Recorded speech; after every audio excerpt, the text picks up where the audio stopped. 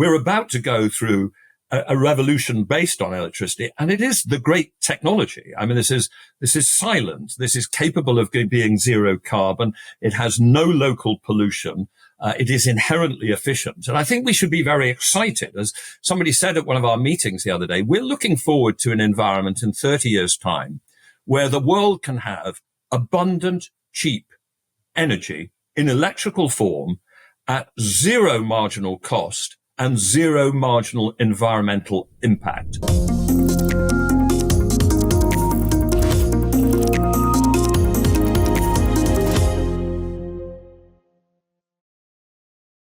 Hello, I'm Bryony Worthington, and this is the last episode of Cleaning Up of this year. We're delighted to report we've just passed the 1 million downloads threshold on YouTube and had over 2 million plays across all platforms. We couldn't do this without all of our wonderful guests and, of course, you, our listeners and viewers, so thank you. Joining me for our traditional end-of-year roundup is Lord Adair Turner, Chair of the Energy Transitions Commission. Adair and I have known each other for years, and he's part of the Cleaning Up architecture. So not unexpectedly, we see eye to eye on many things. But in the finest tradition of cleaning up, we have our differences. So you'll have to listen to the end to find out which topic saw us having a spirited discussion. Please join me in welcoming Lord Adair Turner to Cleaning Up. Adair, thank you so much for joining me here on Cleaning Up. I was just reflecting on how we had first met, which was when you were the chair of the CCC, the Committee on Climate Change, created under the Climate Change Act. And of course, we are both colleagues in the House of Lords. So I want to just kick us off. Most people will know who you are as our most regular Cleaning Up guest. But could you just say in a short snapshot who you are and what you do? Well, it's great to be here for what I think is the fourth in being the sort of your last guest of the year. So I'm Adair Turner. I've done many things in my life, including things to do with finance and financial regulation, but the ones which are most relevant to this discussion I was the first chair of the UK Climate Change Committee from 2008 through to 2012. And then 10 years ago, I became the chair of something called the Energy Transitions Commission, which is a global coalition of companies and institutions trying to work out how we get to net zero across the whole world and all sectors. So that's what takes up my time at the moment. Brilliant. And the purpose of this episode is for us to have a little bit of a reflection back on 2025. Here we are. It feels like we're really in the future, doesn't it? 2025. And it's a point in time where we're sort of 75 years on from the 1950s, which feels a long, long time ago, but we're also just 75 years away from the end of the century. So, and we're halfway to 2050 and there are all these points. So how did you, looking back on 2025, how do you feel it went? It's actually within 3 days, again, to locate this in dates, within 3 days of the 10th anniversary of the Paris Climate Conference of 2015. And when I reflect, and it's also about 10 years since the Energy Transition Commission started, and when I reflect about where we are in terms of dealing with this climate crisis and achieving an energy transition, the way I would sum it up is, in terms of emissions and temperatures, the news is bad, right? We're not going to limit global warming to 1.5 degrees centigrade in 2050. I think that possibility has disappeared. Emissions have not yet started falling. Concentrations are going up. We're already pretty much peaking above 1.5 degrees centigrade. That is all bad. So too is the politics. And I mean, I'm sure we'll come back to this, but there's no point in sort of whistling in the dark and imagining that the fact that we have a US president who thinks that climate change is a complete hoax, that isn't a disaster for the world. It is a disaster for the world. So emissions and temperature bad, politics bad, technologies extraordinarily good, and they keep on being extraordinarily good. We are seeing amazing progress, I think most dramatically this year on battery technology, endless improvements in what batteries can do, endless reductions in cost. And so I think for everybody who exists in the energy transition and climate change space, they exist with this tension of an excitement about what the technologies are enabling us to do, but significant concerns about where we are in terms of actually reducing emissions, and even greater concerns this year about how some of the politics is developing. I think that's a brilliant summary. I mean, that's exactly summarized how I've been feeling all through the year. There's kind of this tension between, oh my goodness, this is terrible, we're losing. And then you look at some of the data on actually what's happening in the energy system, which is the bulk of our greenhouse gases still. And yeah, there's all sorts of cause for optimism. And we've done a whole bunch of episodes around electricity this year. And electricity has always been the dominant sector for emissions. But it's so exciting now that you've got this kind of electricity emerging as a vector to decarbonize the whole system. So this, electrification, electrotech, all of these phrases are now being talked about a lot more. And you can see progress on the ground, can't you? It's not just talk, it's actually happening. Well, look, we've always known that electrification would be a crucial driver of decarbonization. And the Energy Transition Commission has always been a little bit of a step of some other bodies in talking about that. I remember we produced a report about 5 years ago, and we said, well, electricity might account for 60 to 65% of final energy demand by 2050 or 2060. And at that time, the International Energy Agency's most aggressive scenario was like sort of 50%. Well, a year later, they produced a new scenario, which was 55%. So I felt fairly good about that. They were catching up with where we were. We've continued to believe that this electrification trend will go even further and faster than we thought before. Absolutely clear that the whole of passenger road transport is going to go electric, not hydrogen. But to a surprising extent, I've shifted my point of view on heavy goods vehicles over the last 5 years, from thinking there would be a big role for hydrogen to thinking that will be primarily direct electric. New opportunities emerging in the electrification of industrial heat. And indeed, we've just produced a piece of work which tries to set out what is an absolutely maximalist electrification scenario. If you can imagine, us also producing iron making from electrolysis, the same way that we do for aluminium, and you could go all the way up to 75%. So look, I think we're all aware that electrification, to an even greater extent than we realized, is the key to getting a zero carbon economy. You mustn't forget, however, the last 25%, the molecule space. And often in, human endeavors, the really difficult bit is the bit where your main lever, doesn't work. We are going to need hydrogen for things like making iron. We are going to need biofuels for making sustainable aviation fuel. But the absolute core is going to be electrification. And you're quite right. People are using this phrase electrotech stack. And I think it's quite useful to realize that what we have is a set of related technologies, batteries, solar PV, power electronics, grids. They're all about the movement and the manipulation of ions and electrons in forms of, solid state physics, which are there's an interrelationship between these technologies, which means that we can expect them to feed off each other and drive even more dramatic technological change in future. And actually, that last point you made is so important, is in that people perhaps when we 25 years ago, or whenever we started thinking about this problem, I don't think we appreciated how much knock-on effects there'd be from sector to sector.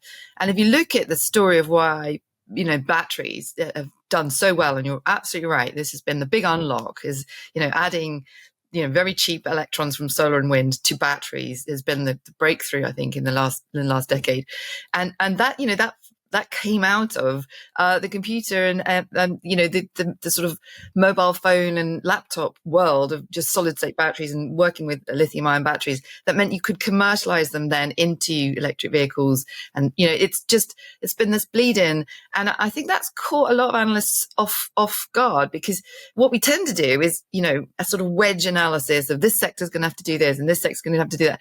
But actually it's a dynamic system. So for every change, it has a kind of cascade domino effect. And I think the big extra bit which has now occurred was, we went from computer and mobile phone uses of the lithium ion battery. That was its original process. Then it got developed on a much bigger scale in the EV space, and with some big and important breakthroughs, the development of the lithium ferrous phosphate battery as an alternative to the nickel manganese cobalt batteries. But what has then happened, and I think this is the bit which has really changed over the last 3 years, is the sudden realization that those LFP batteries in particular are now cheap enough that they transform the electrical storage challenge. And one of the things that makes me most exciting is if you look at what the cost of solar plus batteries will be to produce round the clock electricity in the parts of the world which have lots of sunshine, that is already getting cheaper than fossil fuels, with some big implications. It actually has the intriguing implication that the cheapest source of low carbon electricity is in what we call the global sun belt, right? And it's actually quite a challenge also for us in the me, you're over there in California, but me sitting in here in London on a very gloomy, wet day. We are not going to have as cheap an electricity as India or Africa has. And that means we're not going to have as cheap green hydrogen. And that means we may not be the cheapest place to produce iron. So there are some big things changing, but the spread of batteries from being primarily focused on initially computers, then EVs, to now becoming an economic storage mechanism is a very, very important development. What's been fascinating, I think, is of course, we've got so far into the episode without mentioning China, but it all does track back to China in some ways, doesn't it? Because what you saw there was a country that did not have oil and gas reserves of its own, realizing that coal dependency, whilst they're still very happy burning coal, it couldn't last forever, and it had lots of associated negative side effects, not least climate change. They do believe in climate change. So then this push into Electrotech, the full stack, meaning that they've got these massive supply chains now, possibly too large a supply chain, probably hoping to sell a lot of this to US. Suddenly that's no longer looking likely. So they're diverting all of that export to the rest of the world. And for the rest of the world, it's quite a nice proposition. Solar plus batteries. You can get off your expensive diesel generators or your expensive LNG and replace it with this. Capital intensive, but China will probably provide you with the capital too. So it's kind of having this effect out of China into the rest of the world, isn't it? That is speeding this up. Yes, and it has huge positives and some challenges. So you're quite right. What China did was make a set of strategic commitments, partly because they didn't have nearly as much oil and gas. Also because in relation to road passenger transport, they just realized it was going to take them decades to catch up with the capabilities of, say, the German car manufacturers in engineering the internal combustion engine. The Volkswagens and the Mercedes of this world have been doing internal combustion engines for over a century. And it's difficult to catch up with the sort of embedded knowledge on that. And they simply made a bet that there's going to be a future in EVs, and that when they move the basis of strategic competition away from the other person's strength to a completely new area, they could be far better than the competition could, because they didn't have the whole legacy system or constraints on how far they wanted to move. So they have dominated that. They've dominated solar PV. And what they've developed is this extraordinary ecosystem of supply chain. I mean, I have been to visit, for instance, solar cell manufacturers in Xi'an in China. What you immediately become aware of, for every single component that goes into a solar module or a cell, there is in the surrounding area of the module manufacturer, there are multiple suppliers, each of whom are very, very competitive with one another, each of whom has sufficient scale to be doing forms of R&D to improve it and reduce the cost.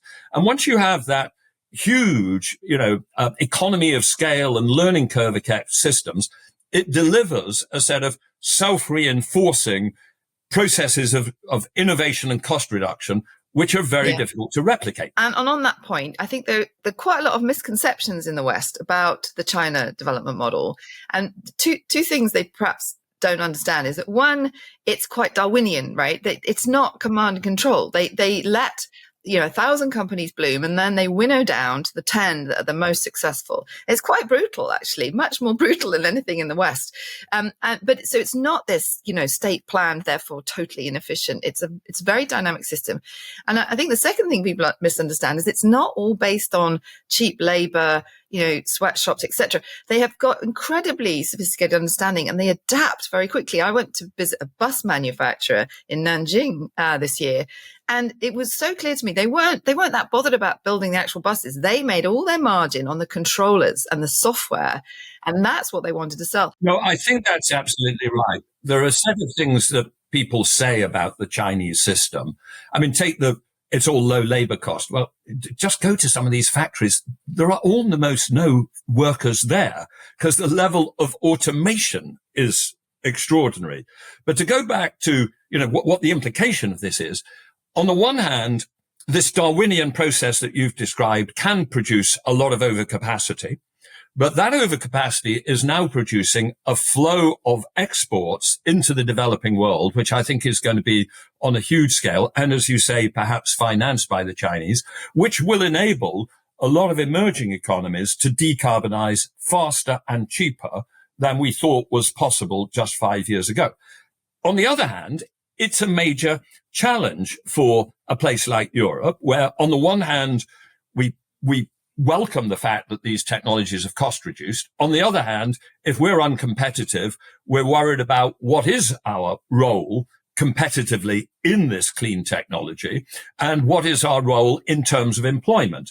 So I think it is important for Europe to try to think through, is there a win-win here? Are there ways that we can engage with China? And I think one of the things we have to think about a lot is the issue of inward investment and joint ventures, because when you've ended up behind a country technologically, and let's be blunt, we are, one of the ways that you catch up is to have inward investment. That is what the Chinese overtly decided to do across the whole of their economy in the 1990s. And we're going to have to do that. I don't think Europe should simply say we're going to import everything from China. I don't think that's an acceptable thing socially. On the other hand, we can't sort of just turn our back on this extraordinary innovation and cost reduction machine.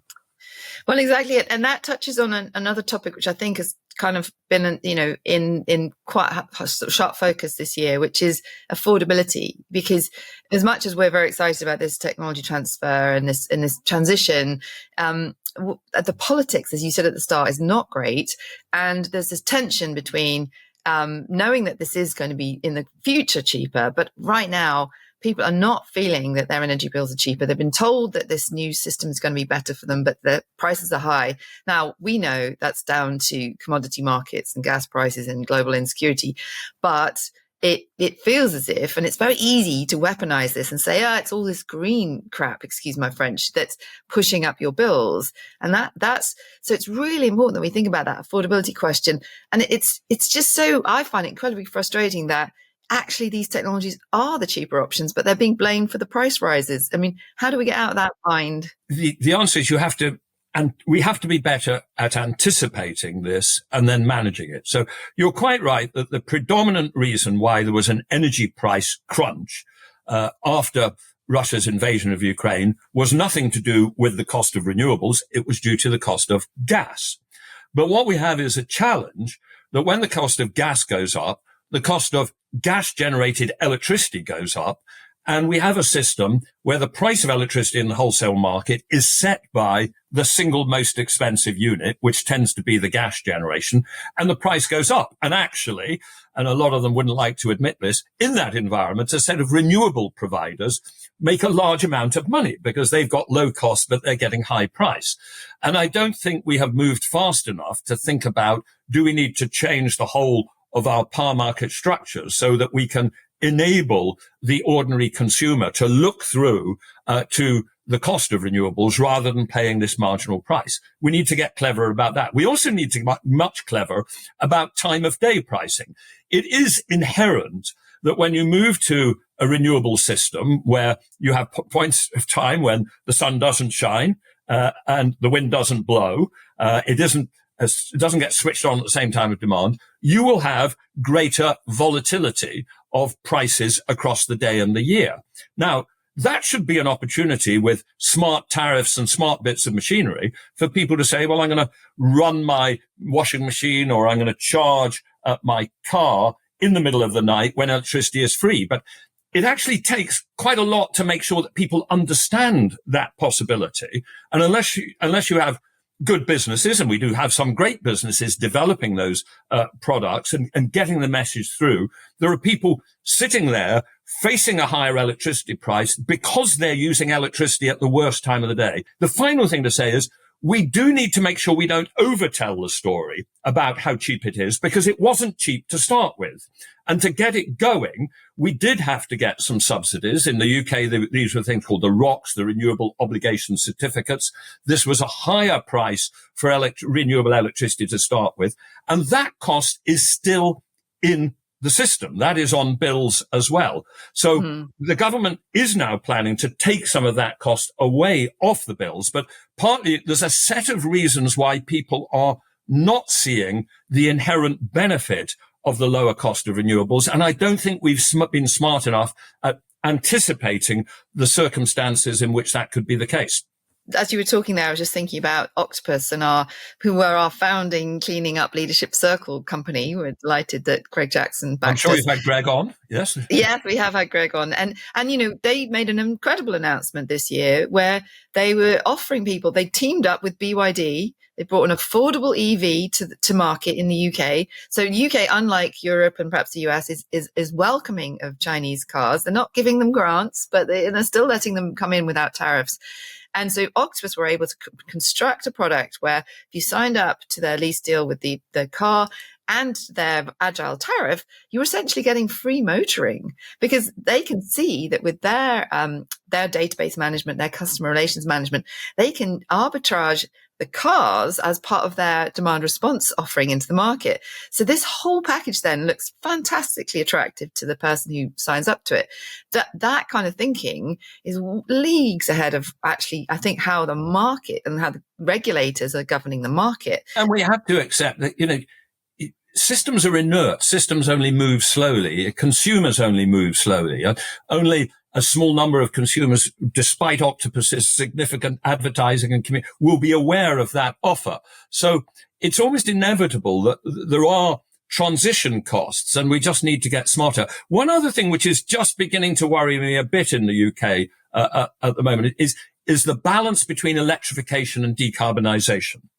As you know, the UK has made a commitment to clean power by 2030. I think rather intelligently, it has redefined that as nearly clean power by the early 2030s, 95% decarbonisation by sometime in the year. And the reason why that's important is that when you try to decarbonise, to take the carbon out of an electricity system, the most difficult bit is the last mile. Right? The UK has gone from, in 2010, our electricity produced 500 grams per kilowatt hour of electricity. And by last year, we'd already got to 125 grams per kilowatt hour. And almost whatever we do, we'll get to 75 or so by 2030. Now, once you get to around 75 or 50 grams per kilowatt hour, it's actually far more important to electrify the economy and to use as many of those almost clean electrons as possible, rather than to drive to make a fetish out of it's got to be zero. Because if you try too hard to make it zero, you will add some costs to the cost of electricity, which will make it more difficult for you to electrify. I was smiling as you were talking there, because I couldn't agree more that this target that seemed to appear, came out as a manifesto commitment, I think, that we were going to get our electricity clean by 2030. To me, the why I was worried about that is it just sounded like something that they'd polled in a focus group somewhere and the public had gone, woohoo, yeah, it sounds great. But they don't know how close we are to already being clean. And they certainly don't know the costs implied with doing that last 10 to 15%. And they don't know what electrification means even. And so you had this, what I fear happens a lot in politics is you've got this kind of desire to be, it's populist. It's just populist on the left of this is what the public understands. So we'll go with that and it will give us a North Star that will be popular. And I can see that. But actually the energy system requires us to do something different, which is, as you say, take those green electrons and make sure we're using them to take fossil fuels out of the rest of the economy, where you get an inherent efficiency saving. And I think you've and the ETC have done a great job. I know Michael's done a great job of pointing out just how much more efficient electrons are than molecules for certain things, like driving a car. It's probably a third of the energy needed. I mean, broadly speaking, when you drive a car, which is an internal combustion engine, 75% of the energy does not end up as kinetic energy in the wheels. It ends up as wasted heat, which is bad at any time of year, but in the middle of summer in a city is a disaster, because not only are you wasting energy, but you're heating up the streets just when you don't want them to be heated up. When you do it with an electric vehicle, only about 10% turns into heat. And by the way, we can reduce that over time. Electric motors can get more and more efficient over time. So only 10% goes into heat, and the 90% is in the kinetic motion. We've just done a study on the potential for energy efficiency, and it points out that over the next 25 years, it is absolutely possible for the world to increase what you might call energy-related services, right? Which is how many kilometers people travel by air or car, how many kilowatt hours of heat they have in their home. We can increase that by 70% while decreasing the amount of what's called final energy demand by about 25%. And the absolute core of why that is possible, this is a unique period for the next 25 years, is electrification. Electrification takes the heat losses out of end-use applications, and removing from a coal and gas electricity generation to renewables takes the heat losses out of coal and gas. I don't think most people realize that any system which is based on fossil fuels is inherently ineffective. It's ineffective for some things which they're rooted in the laws of thermodynamics. It is inherently difficult or inherently inefficient to turn heat into what engineers and physicists call work, forms of motion. And the future electric system gets us away from that inherent inefficiency. Yeah, absolutely. And I think that's why this year for me has been the year of this Electrotech, electrification narrative emerging out and people really grasping that this is not just cleaner, it's going to be cheaper and it's going to be way more efficient. And if, we signed up to all these targets in Paris about increasing energy efficiency by X times, it's not going to be done through fabric of building, loft lagging, or light bulbs. It's going to be done through electrification, because you're basically moving to a much more efficient system. So I hope we have now got, all around the world, people understanding that you need an electrification strategy. And that's the primary focus now, because that's how consumers get to the point where they're benefiting. Realizing that the future is electric. I mean, we've had electricity being significantly used for 100 and so years, first emerged in, very early factories, and, street lighting, etc. But we're about to go through a revolution based on electricity, and it is the great technology. I mean, this is silent. This is capable of being zero carbon. It has no local pollution. It is inherently efficient. And I think we should be very excited. As somebody said at one of our meetings the other day, we're looking forward to an environment in 30 years' time where the world can have abundant, cheap energy in electrical form at zero marginal cost and zero marginal environmental impact.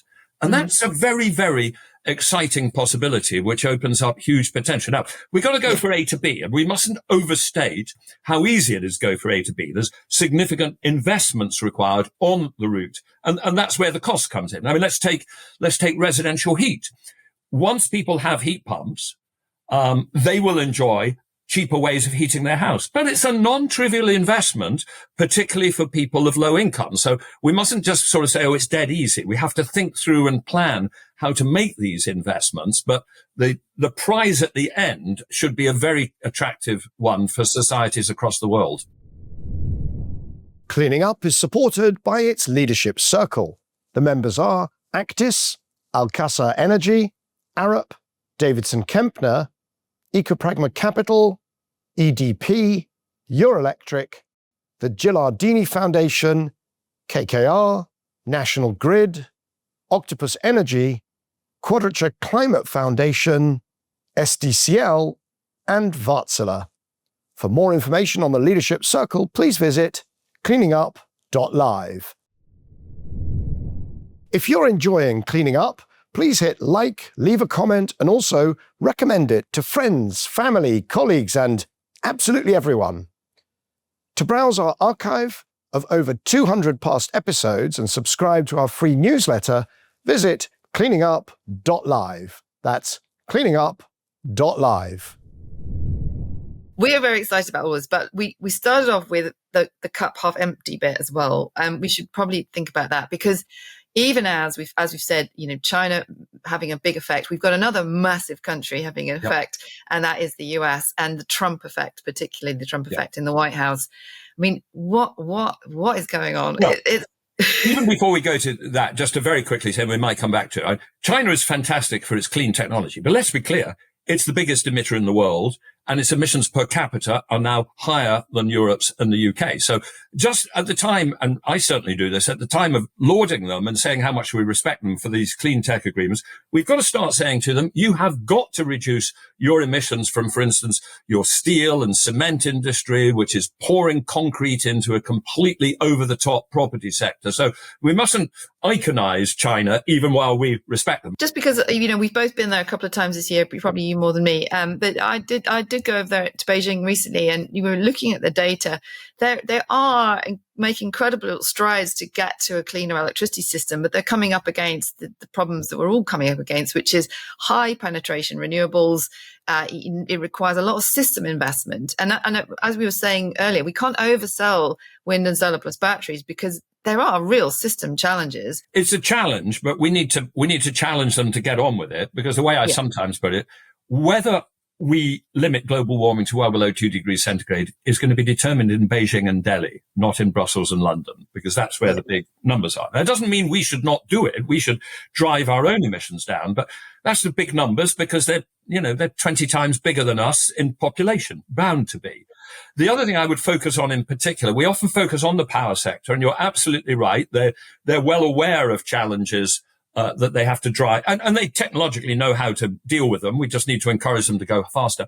I'd also concentrate, though, on the steel and cement, which are about a third of their total emissions and have been swollen by this completely over-the-top property construction boom that they have, with an enormous waste of resources. Now, the good news is that the Chinese economy is rebalancing away from that property construction, and that China is also developing technologies which can produce steel and cement in a zero carbon fashion. I was just a month ago in Shandong province looking at a pilot plant of hydrogen direct reduction of iron. I don't think I've got it immediately to hand, but if I had, I could show you little lumps of iron ore that went into this plant and little lumps of pure iron that came out. And they are really beginning to focus on these industrial technologies as well as the electrification technologies. The challenge is that even with their capacity to reduce cost,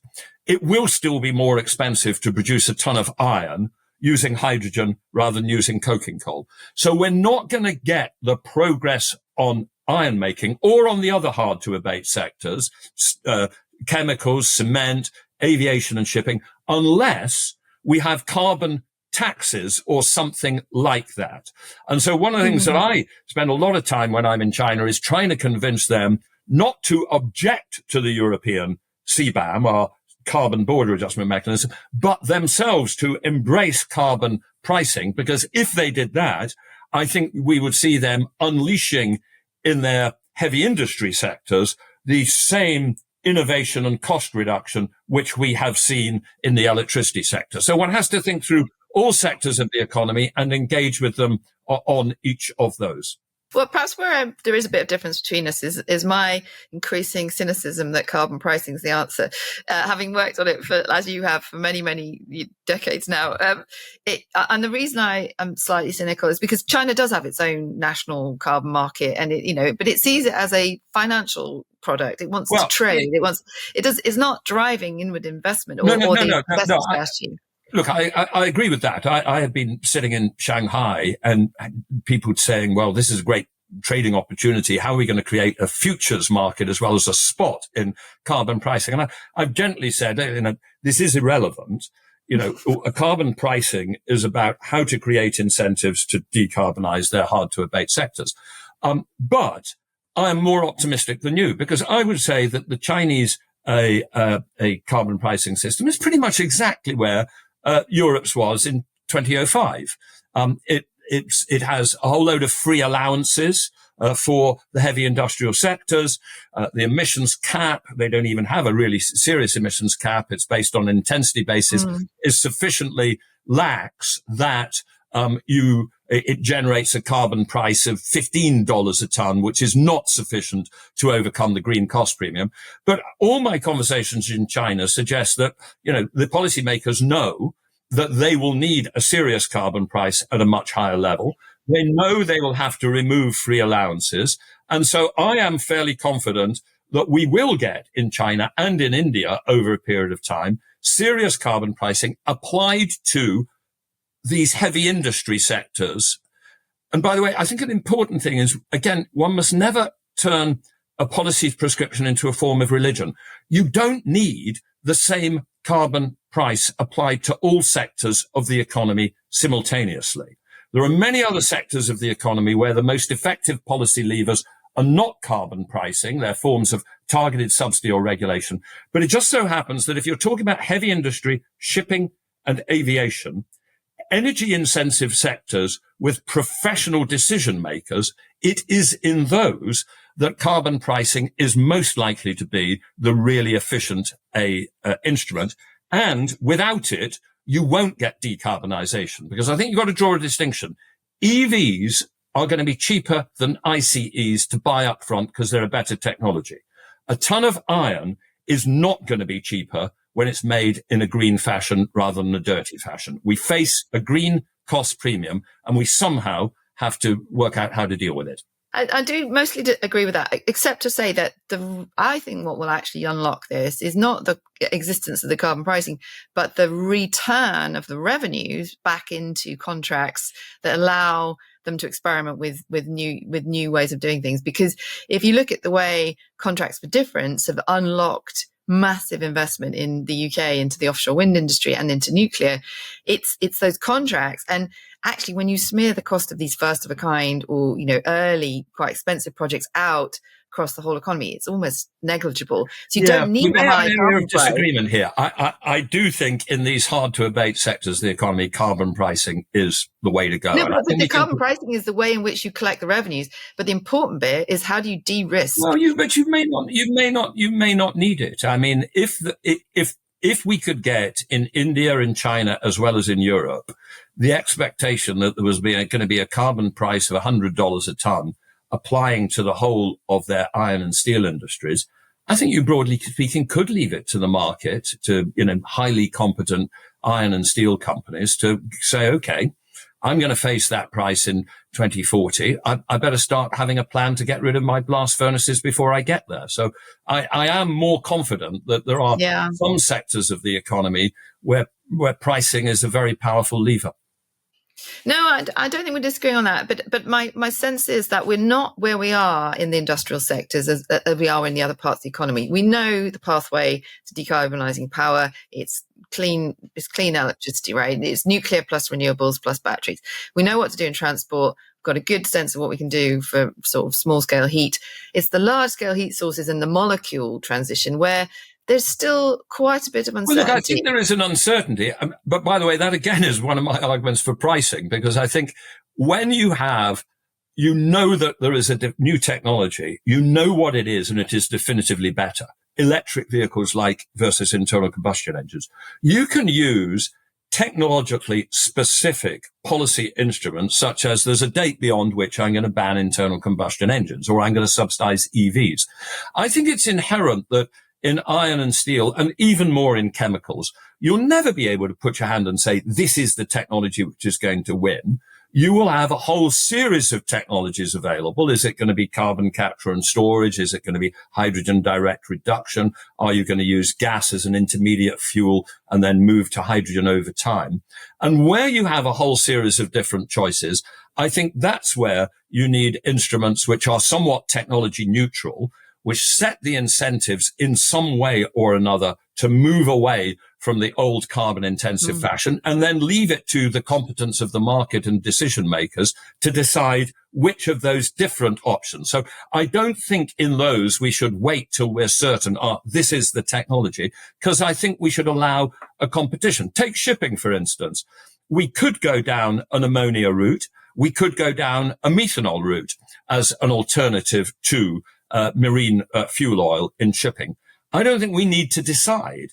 I think, however, if we were able, and this may take us back to America's politics, if we were able to get a global shipping carbon price, I would then be very happy to leave it to the very competent people who, run the container and bulk shipping companies of the world to decide which particular technological route they're going to go down. Well, we did an episode actually on that whole IMO thing, and it does definitely link back to the politics of the US. The IMO, it kind of just got massively stalled by a very aggressive intervention at the last minute by the US, who from the White House would just kill all of this. It's all ideologically nonsense. Climate change doesn't exist. We don't want anything that's going to interfere in this market. And they killed it, really, didn't they? Yeah, well, look, let's go back to Trump in general. We have in the US an administration that doesn't believe in climate change. And therefore, the moment he was elected, I mentally increased my estimate of subjective feel for what the temperature of the world will be in, say, 2050 by 0.1 degrees centigrade. But I think I'm now increasing it by 0.2 or 0.3, because what has happened is worse than I thought. I thought what we would have is America saying, we don't believe in climate change.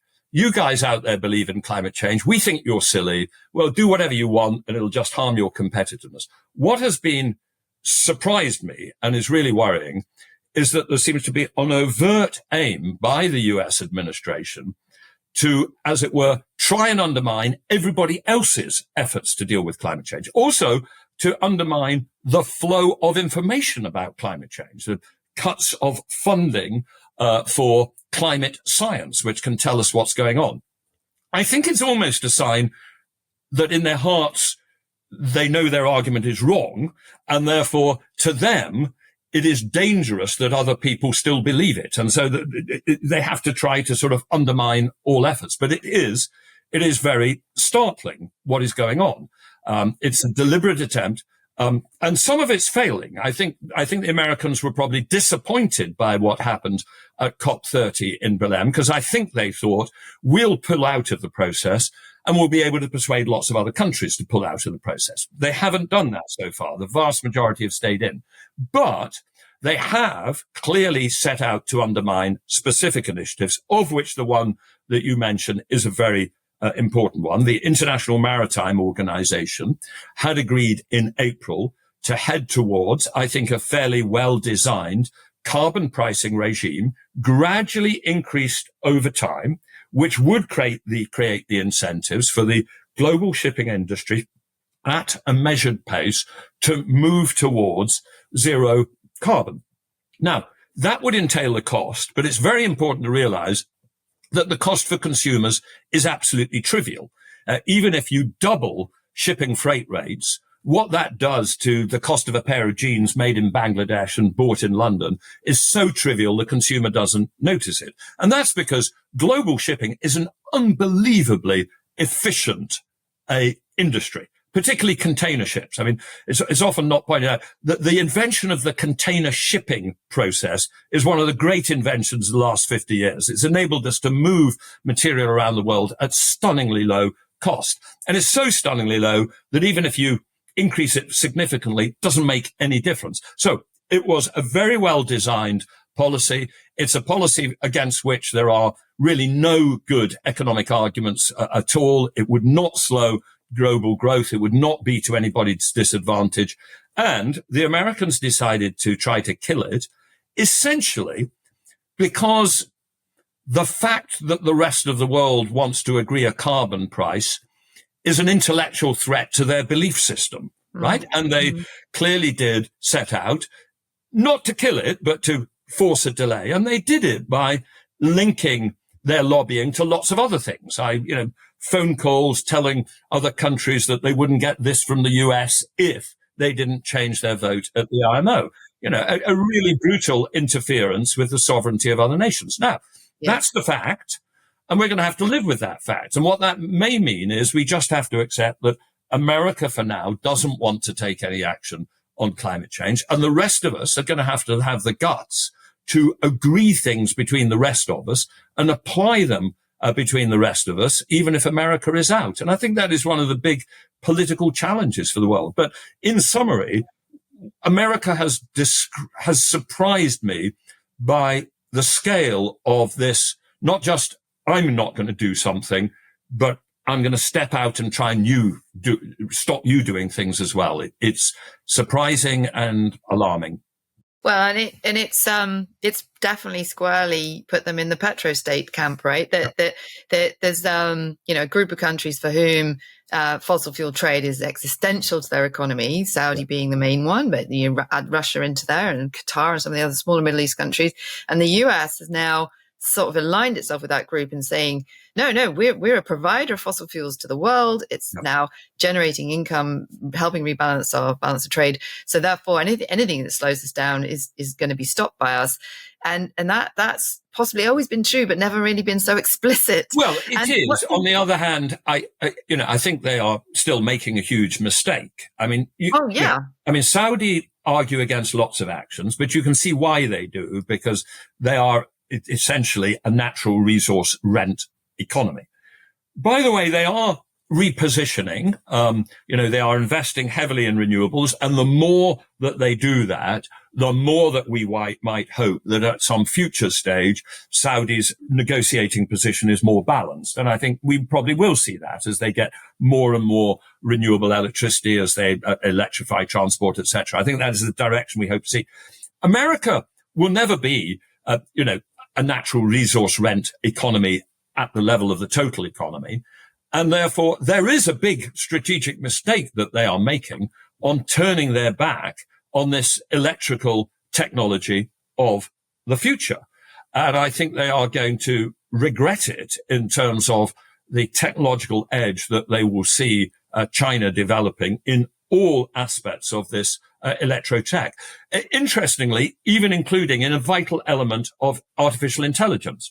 The US thinks it's ahead in artificial intelligence. It's ahead in one thing, which is large language models, the production of the actual intellectual process of thinking. If you go to everything to do with what's called physical AI or embedded AI, humanoid robots, robotization in general, automation, where you don't just need the large language model, you need the sensors, the actuators, the miniature batteries, the miniature motors. China is moving rapidly ahead of that. And the very fact that it has made a bet on electrification for its energy system is going to give it a set of benefits in everything to do with embedded or physical AI. So I think the depth of but again, this is weird. I mean, America has done major cuts in its federal government funded science budget. I mean, it's just bizarre. American hegemony, American superpower status was crucially dependent on the extraordinary funding by the space program, by the Defense Department of basic science back in the 50s and 60s. So the fact that America is now saying we cut out basic federal government science, it is a very, very odd thing to do. So the climate change bit is a manifestation of a set of other things which are bizarre strategic choices. There's so many paradoxes in all of this, in that if you were thinking about how, if you're starting to use LNG, which they are, as an export lever, not just for balance of trade, but also as a form of diplomacy in the world, it actually, it wasn't long ago before America understood that we don't want too much LNG leaving the country because we have a massive domestic market that we need to keep served. Saudi doesn't have that problem, but America does. And so every barrel or therm of gas that gets shipped out, it's going to have a price effect on the US's own consumption of gas.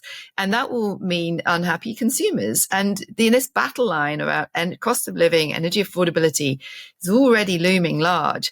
And I think, I think what they're hoping actually is that they can roll back to coal, and that somehow that'll give them some headroom to have cheap prices at home and exporting all this gas. You may be right. But that's also quite short term. And coal is not necessarily cheap either. Now, these old aging plants that require a lot of maintenance, switching back to them whilst the coal might be there, it's not going to be cheap in relative to something like, that some of the other options that have been deployed in places like Texas, in California, and all parts of some of the red states now, realizing that if you want fast electrons, batteries plus solar. So, yeah, I do think it's incredibly curious, curious and alarming what's happening here. It is curious and alarming. Yeah, and turning their back. I mean, electric vehicles are the future. I don't know anybody who's bought an electric vehicle who can imagine going back to that sort of noisy and smelly thing called an internal combustion engine. But I tell you what is real here, though, is the distances that people travel are. No, that's true. They're just extraordinary. No, it is much bigger. Yeah. And therefore, I mean, in some areas and less so than others. But what is happening is that the ranges that EVs can travel are roaring forwards. The charging speed is roaring forward. And I think, let's be clear. Different markets are different logical early adopters of the electric vehicle. So the logical earlier adopters are where the vast majority of people's travel distances are, less than 100 kilometers a day, indeed far less. I mean, most British people, they get in a car, they maybe use it 20, 25 kilometers a day. And that's what they do 95% of all days in the year. And it's only a very small number of days that they need longer range. But it is true that people need a lot of assurance about that. People overestimate in their mind how many days a year they need those long distances. But I think we will see in most markets this issue of range anxiety. By the way, I love the fact on EVs. I got in debates with people in Britain who say, Adair, the point is EVs will never work in countries that have long distances and cold weather. They just won't work. And I point out that the highest penetration of EVs in Europe is Norway. Which last time I checked had long distances and cold weather. Exactly. Exactly. No, and I think the US and places like the US, Canada, Australia, where these vast distances get traveled, and there's very little in the way of public infrastructure and public transport because the economics just don't. You say, I mean, you have to remember in Australia, the vast majority of people live in a small number of cities where their travel behavior is very similar to Europe. And once a year, a minority of them do the big outback journey. Well, I'm happy for them to keep using their ICEs, but it really is a minority of the total. Interesting, just from a personal perspective, we had a Tesla, like everyone else in the Bay Area, but we just decided to lease a Rivian for lots of family reasons, sports related mainly. But the Rivian is an example of a car that's designed for a US market. It's got 400-mile range. It's an SUV. It's a beautifully engineered car, probably far too over-engineered in some cases. But they're going to bring out a cheaper version with Volkswagen teaming up, and there's going to be, as you say, diversification and range extenders as well. I can see that. Not hybrid cars, but, backup generators. Yeah, I think that the hybrid debate is interesting because I think you've got to draw a distinction between a hybrid which only does, 30 kilometers electric and is mainly... It's a nice vehicle carrying some batteries around, yeah. And the ones which the Chinese are increasingly producing, which is 200 kilometers or higher on electric. but has a small generator. It doesn't have an internal combustion engine. It has a small generator, which the vast majority of people will probably not use except 1 or 2 times a year when they need that longer range. So I don't think we should exclude that as part of this. No, that, and in fact, I think the UK's definition of a ZEV or of a zero emission vehicle allows for range extension, partly because the London taxi cabs have them. I did want to just touch on, though, coming from that conversation we just had about the US and the effect, let's just talk about what's happening with multilateralism generally, because we've just had what was essentially, it's been classed as a kind of failed COP in Belém in Brazil, mainly because they didn't reach an agreement on some, core text. But the whole of the negotiations have kind of stopped, really, anyway. Well, here's an interesting, deliberately provocative. Why do we bother with negotiations any longer? I mean, we've got the Paris Agreement. We've now got Article 6, which gives us a framework for a trading carbon removals, etc. We've got the COP28, declarative commitments. We know we want to triple the size of renewables and then triple them again. We know we want to double the pace of energy efficiency improvement. We know that we broadly will have to transition beyond fossil fuels. It's not clear to me that there's a value in then saying, okay, well, let's try and fine tune the wording on transition for beyond fossil fuels. You'll just create an argument. So there is an argument that says either COP should be scaled down, or we should believe that the biggest value in COPs is what takes place outside the negotiating rooms. It is, the getting together of entrepreneurs and businesses who are talking about the ideas they've got, plus some of the coalitions of the winning. And I think we are at that stage where there is a tendency for a negotiating machinery to find something to negotiate about and to get very disappointed when it doesn't reach agreements. But to say, well, hang on, but why did we need that? I think the thing that is missing in the COP process is a really quantitative focus on where are we now and what do we have to do to get back on track. So if you look at, for instance, the IEA's estimate of where we're heading to with stated policies, it's about 2.5 degrees centigrade. If you look at BNEF, Bloomberg New Energy Finance's estimate of where we'll be on what they call the economic transition scenario, what will happen if people just do what is the lowest cost in any case, again, about 2.5 degrees centigrade. Now, one could do a piece of analysis. Indeed, this is what the ETC is going to do over the next 6 months. It says, okay, to go from 2.5 to where we've said we want to be, well below 2 degrees centigrade, what do you have to do? How much could you get by turbocharging clean electrification and just driving it faster and faster? How much can you get from having a reasonable pace of decarbonizing the hard to abate sectors? How much do you have to get if you want to get well below 2 degrees centigrade from really getting serious about methane and nitrous oxide emissions? And what do we have to do to make sure that land use change goes from an emission source to a sink?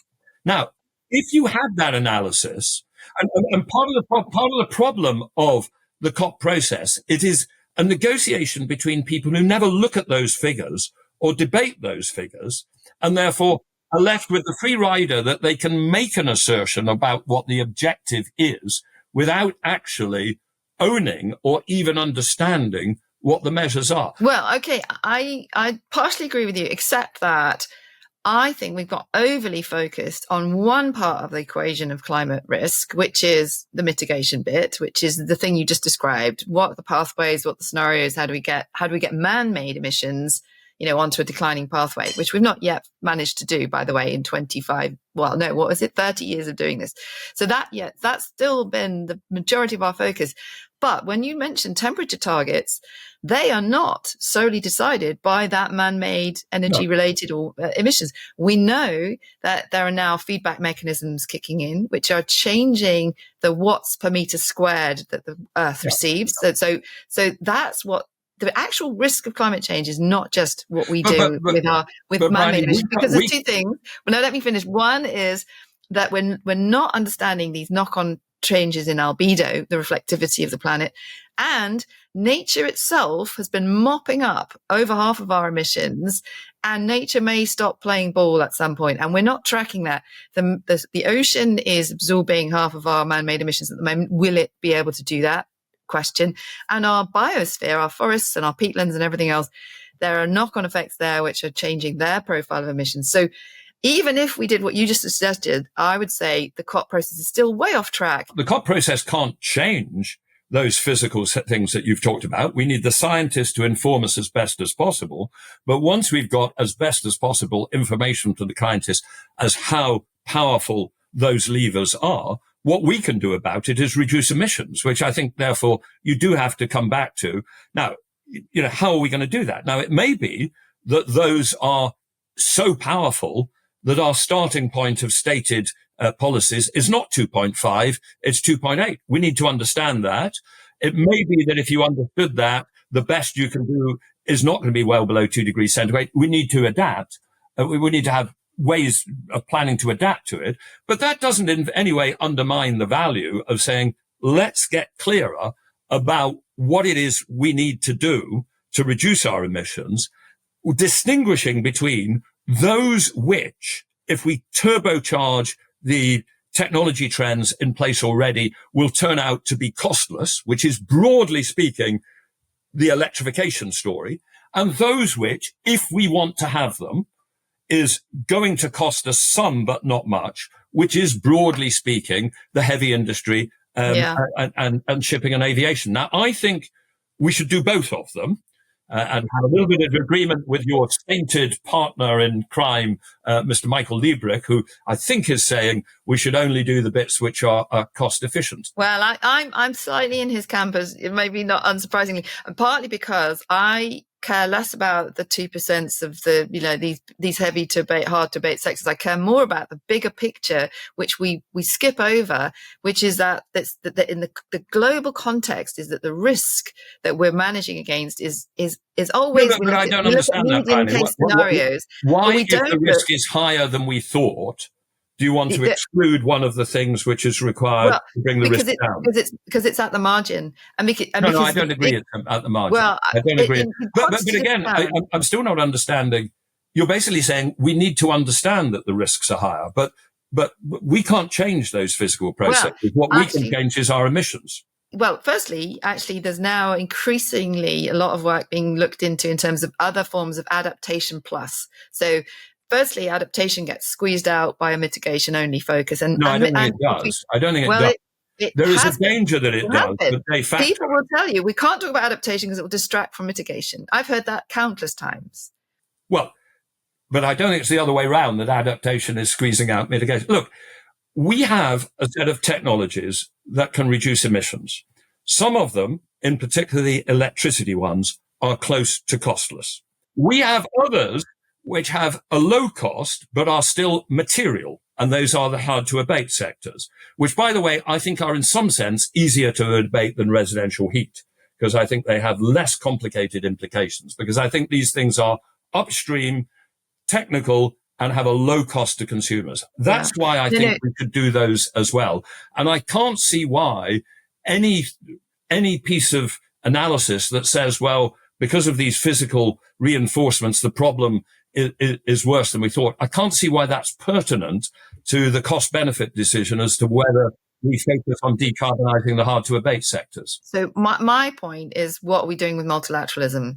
And how are we structuring our global conversation about climate change in a way that makes us clear-sighted about the challenges and is not overly fixating on some aspects to the expense of others?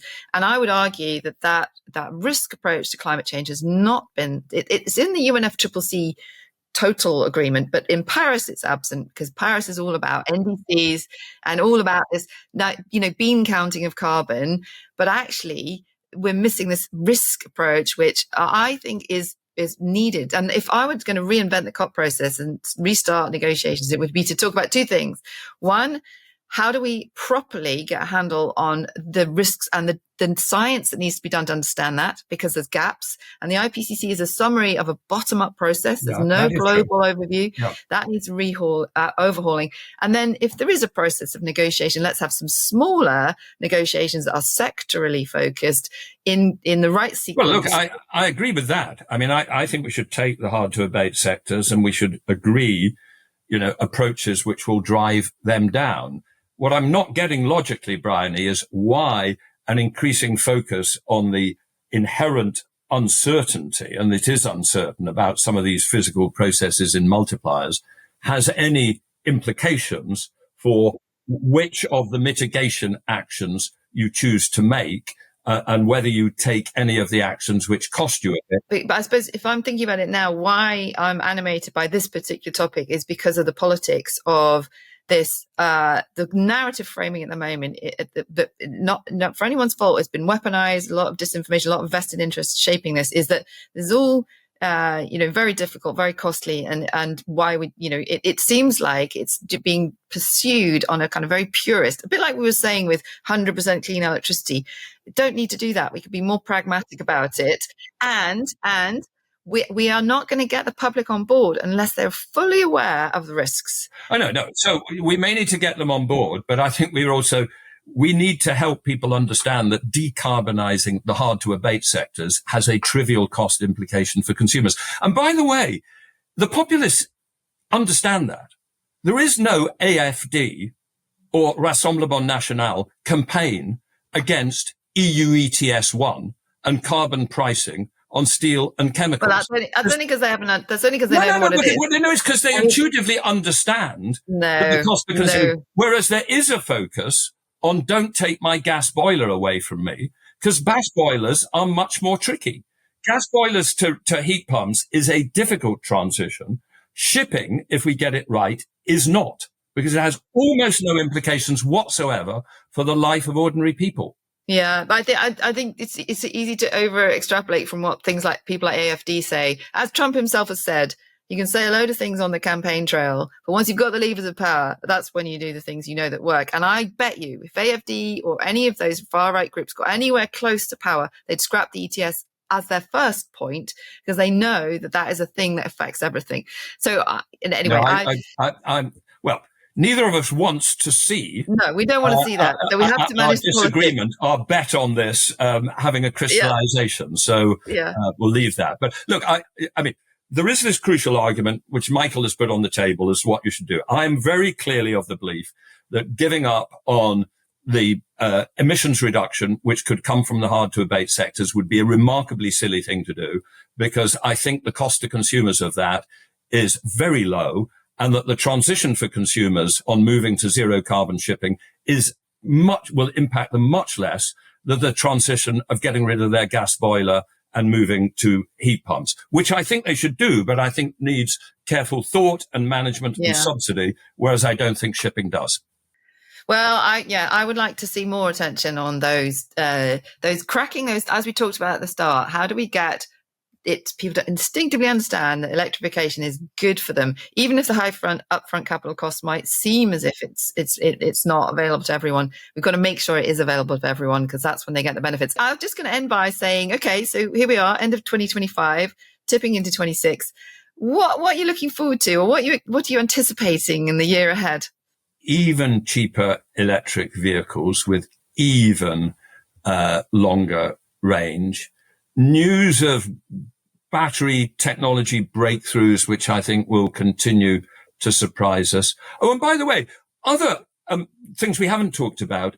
We've just done a piece of work in India with our partner on India on agri-PV.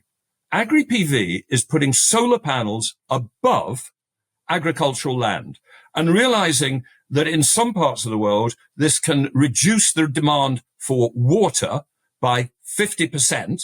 Because you're trapping the water, and it can in many cases increase agricultural yield, because there are parts of the world where the solar radiation is too strong for the process of photosynthesis to be optimal balance against the water.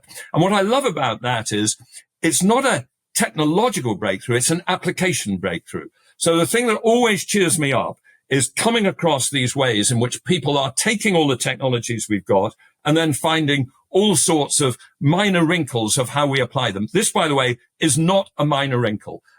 In India, this could involve installing enough solar panels above working agricultural land to produce probably, 15 or 20% of India's electricity. I love that. And I love the fact that now solar panels are essentially cheaper than building materials, really, in many cases. So you can do all sorts of things. Germans are hanging them off their balconies, and also increasingly you can use them over water to prevent evaporation. That is again another one. Yep.